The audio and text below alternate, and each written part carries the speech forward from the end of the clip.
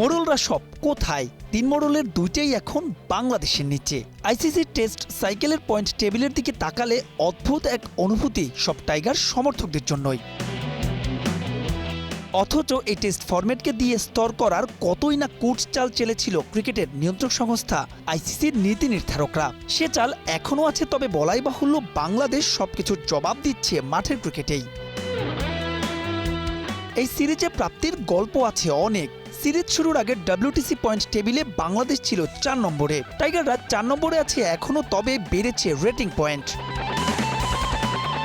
এই সিরিজ বাংলাদেশ শুরু করেছিল ৫৮.৩৩ রেটিং পয়েন্ট নিয়ে। অজিদের ৯ উইকেটে হারিয়ে টাইগারদের রেটিং পয়েন্ট বেড়েছে ৮.৩৪ পয়েন্ট, অর্থাৎ বাংলাদেশের সংগ্রহ এখন ৬৬.৬৭।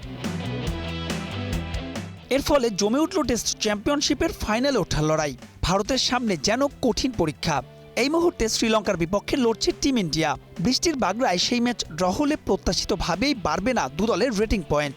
অবশ্য ফলাফল যাই হোক না কেন, বাংলাদেশ থাকবে ওই ৪ নম্বরেই। টেস্ট সাইকেলে অস্ট্রেলিয়ার ১৩, সাউথ আফ্রিকার ১০, বাংলাদেশের ৭, ভারতের ৯ আর শ্রীলঙ্কার বাকি ৮ ম্যাচ। ইংল্যান্ড, পাকিস্তান আর ওয়েস্ট ইন্ডিজ আপাতত ফাইনালের রেস থেকে বহু দূরে। তাই তো বলাই বাহুল্য আভাস মিলছে এক জম্পেশ লড়াইয়ের।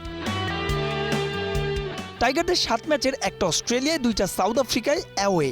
বাকি ৪ ম্যাচের ২টা হোম সিরিজের প্রতিপক্ষ ওয়েস্ট ইন্ডিজ আর ইংল্যান্ড। তবে আপাতত ডব্লিউটিসি ফাইনালের হিসেব নয়, অজি বধে টাইগারদের যে উৎসবের সময়। মাহবুব রিমন, স্টার প্লে।